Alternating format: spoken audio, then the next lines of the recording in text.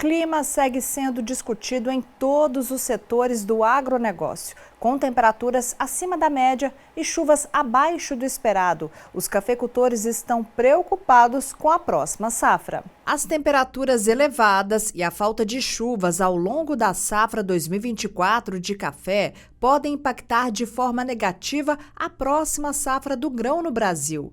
Essa é a preocupação dos produtores e também da Cochupé, a maior cooperativa de cafeicultores do país, que atua no Cerrado Mineiro, sul de Minas, Matas de Minas e Média Mogiana Paulista. O clima tem mudado e tem afetado veementemente a produção de café. De 2020 para cá, a nossa produtividade, com todo o incremento tecnológico, inovação, manejo que os cafeicultores, produtores têm efetivado nas suas propriedades, não cobre essa deficiência climática.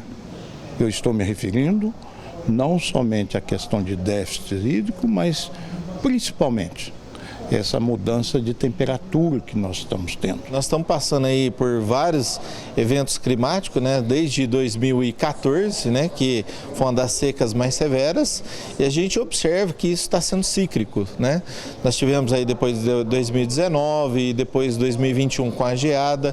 Então, consequentemente, o comportamento das lavouras é muito para a gente ter uma projeção do que a gente vai estar se prevendo, né, principalmente se programando, até mesmo no processo de colheita e pós-colheita, que eu acho que é o mais difícil. É uma produção que ela depende do clima, ela depende de manejos, né, e principalmente de condições de boas práticas.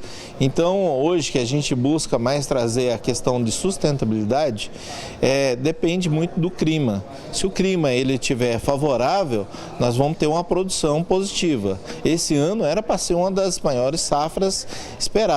Então, devido à questão climáticas e excesso de temperatura, né, essa elevação comprometeu o tamanho do grão de cafés. O clima foi tema de um encontro entre cooperados que discutiram com especialistas os problemas enfrentados nesta última safra, que apresentou menor produtividade. O ano de 2023 e 2024 foi caracterizado por um El Niño, e a consequência de El Niño é altas temperaturas e chuvas irregulares, chuvas distribuídas de forma muito irregular. E para nós, o que trouxe de consequência esses fatores? Em momentos importantes para o nosso sistema produtivo, houve altos picos de temperaturas. Que momentos foi esse? Setembro, outubro, novembro e dezembro de 2023.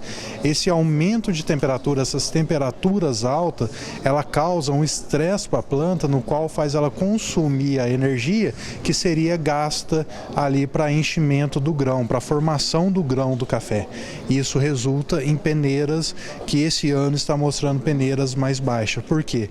Porque houve esse gasto energético para passar esse momento de estresse, tá? E quando a gente fala em 2024, né, os primeiros meses foi marcado com essas temperaturas mais altas, e a consequência disso foi na granação do fruto, que é o peso daquele grão que foi comprometido, tá? E o período também de janela de colheita, porque nós vimos que esse ano antecipou a colheita do café, porque os frutos passaram esse momento de cereja muito rápido, essa maturação por conta dessas altas temperaturas. O clima, de uma maneira geral, não somente no Brasil, mas como no mundo, ele tem impactado negativamente a produção de café. Haja visto que nós temos quebras significativas de café aqui no Brasil, e eu posso citar também o Vietnã, que dependendo da região, o clima vai derrubar essa produção de 30% a 50%. E aqui no Brasil, o clima, a partir de janeiro desse ano, foi muito ingrato com a cafeicultura, porque nós tivemos uma alta temperatura e isso coincidiu com a fase de crescimento de fruto.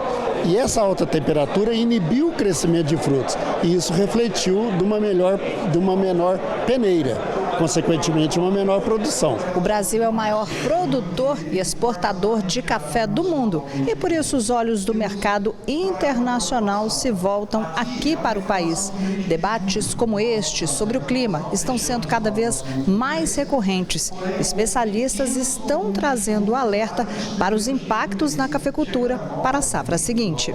Para 2025, quando a gente pensa na lavoura café, o café ele é um ano vegetativo e um ano reprodutivo. No ano reprodutivo, ele vegeta e tem a parte de flor e crescimento do fruto. Quando a gente analisa essas lavouras que vieram de uma safra 2024, entrando agora nesse período vegetativo, o que nós observamos? Que houve um bom desenvolvimento vegetativo, não foi aquilo que a gente queria, né? Ficou um pouco abaixo do desenvolvimento, porém cresceu, tá? Mas o que nos preocupa agora?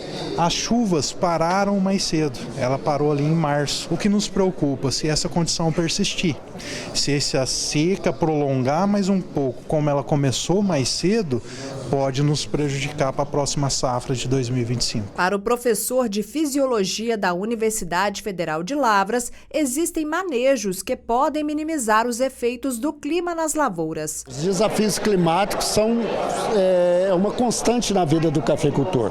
Mas agora, o mais importante é o seguinte, nós não podemos cruzar os braços para esses desafios climáticos e deixar com que esse desafio nos atinja de cheio. Então, uma das maneiras que nós podemos fazer para não ter os mesmos problemas que nós tivemos na safra desse ano é adotar manejos que aprofundem o sistema radicular. Ao aprofundar o sistema radicular, essas raízes vão absorver mais água, vai permitir que as plantas transpirem mais e com isso, e ao transpirar mais, elas vão abaixar as temperaturas. Então essa é uma maneira natural que a planta utiliza como um mecanismo de defesa para abaixar a sua temperatura foliar, ainda que a temperatura do ambiente esteja alta. E com os problemas climáticos enfrentados não só pelo Brasil, os preços do café chegaram a patamares bem atrativos. Embora o arábica dê sinais de acomodação nas altas, o Conilon atingiu valores jamais vistos no mercado. Outra boa notícia é que, apesar da alta de preços, o consumo da bebida segue crescendo em todo o mundo. E eu acho que esse consumo é o que está dando sustentação principal a esses bons preços de café. A gente vê o mundo bebendo café, a gente vê os jovens tomando café em praticamente todos os países onde a gente frequenta, onde a nossa equipe vai para vender os nossos cafés.